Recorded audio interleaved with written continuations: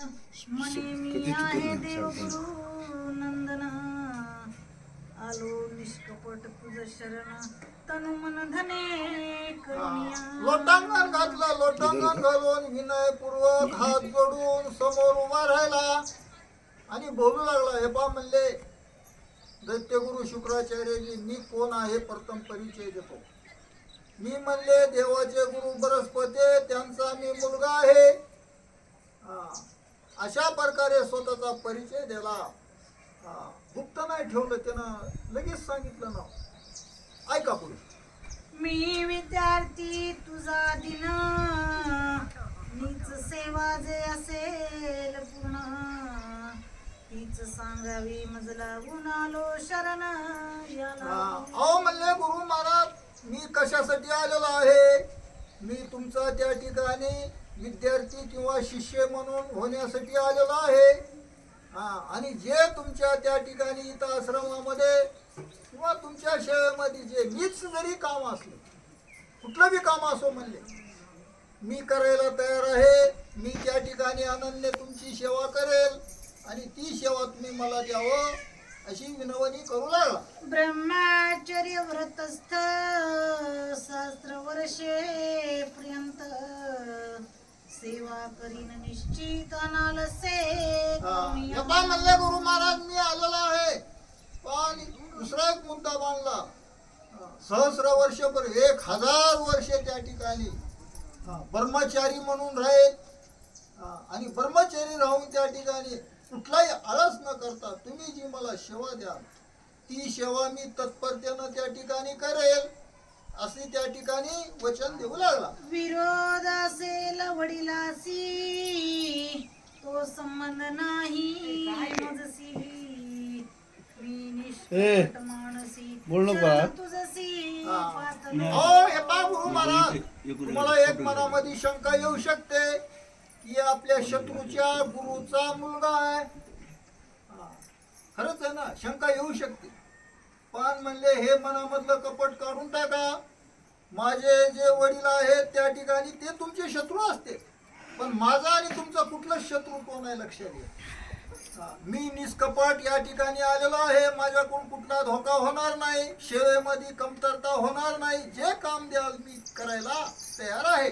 शरण आलो असे तुझ उपेक्षिता जाईल लाज माझ देवासी नाही काज पुत्र तुझा मी आहे. पण दुसरा मुद्दा असा आहे गुरु महाराज की मी तुम्हाला शरण आलेलो आणि शरण आलेला अभयदान देणं हे कर्तव्य असतं गुरुचं.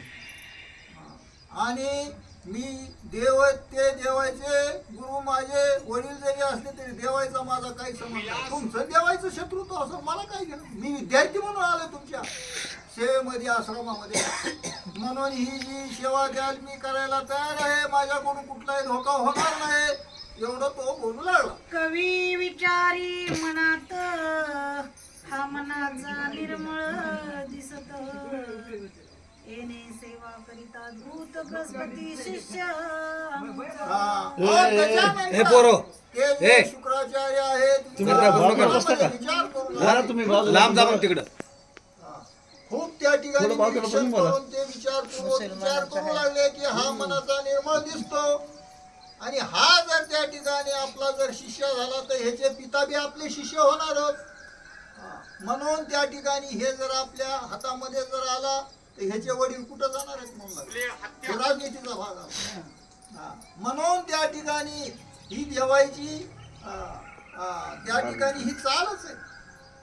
शत्रू जिंकायचा असेल तर कपट लागतंय लक्षात घ्या. गनिमी कावा बरं गनिमी अंधारामध्ये 8 वाजता वळून घोडे घालायचे शिवाजीराजे गनिमी कावा त्यालाच म्हणतात. आणि हे डाव ठेवायचा आहे, पण हे त्यांनी गुप्त ठेवायची आज्ञा दिली त्या कचाला आणि तो आज्ञाधारक म्हणून मी तुमच्या सेवेमध्ये रुजू आहे. जे काम द्याल मी करायला तयार आहे. पिता तोची बोलती पुत्र येथे नाही अन्य विचार ईश लागलेता मास थोर शिष्य गुरुचा. जे पिता बोलतो तोच मुलगा बोलत असतो गुरु महाराज. इथं म्हणले तुमचं आणि माझं नातं काय आहे तर गुरु शिष्याच आहे. आणि गुरु शिष्यामध्ये भेदभाव नसतो, कुठलाही द्वेष नसतो. अहो तुमचं वैर असेल म्हणले देवासोबत असेल किंवा आमच्या वडील असेल, मी तर तुमचा विद्यार्थी म्हणून आलेलो आहे ना. म्हणून माझी त्या ठिकाणी स्वीकार तुम्ही करावा विनवणी करू लागला. मग म्हणे वत्सा पहा मम ग्रही तू अवश्य राही विद्याभ्यासी सर्वही दुर्लभ जाका. प्रसन्न झाले शुक्राचार्य आणि प्रसन्न होऊन बोलले. हे पाय म्हणले वत्सा, वत्सा म्हणजे वासरा. ही खूप मायेची भाषा आहे, मायेचा अलंकार आहे. तू म्हणले तुझी त्या ठिकाणी सेवा करण्याची, विद्या माझ्याकडून घेण्याची इच्छा आहे ना, तू माझ्या घरी सुखानं राहा म्हणले, तुला कुठलीही इथं अडचण येणार नाही. सर्व तुझी या ठिकाणी व्यवस्था होईल अशी त्या ठिकाणी वचन त्यांनी दिलं. मग दुर्वासु म्हणे अर्गोदक जल काष्टे समिदा देख फलमूल पर्णाधिक आणून नित्य देतसे. आणि तुला इथं काय काम करायचं हे काम बी दिलं. तुला म्हणले वनात जावं लागेल, जाळण्यासाठी त्या ठिकाणी लाकडं, फळ, मूळ, पाणी तू त्या ठिकाणी आणायचं म्हणले. आणि ही सेवा त्या ठिकाणी नित्य करायची. हे सर्व त्या ठिकाणी व्यवस्था जे काही काम करायचं आहे त्याला सांगण्यात आलं.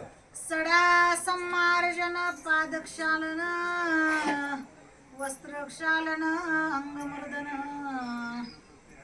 व्यंजन पीक पात्र धरून उभा जवळी सर्वदा. मग आता तो अनन्य भावानं गुरुची सेवा करू लागली. रोज त्या ठिकाणी सडा टाकायचा आश्रमामध्ये. सर्व त्या ठिकाणी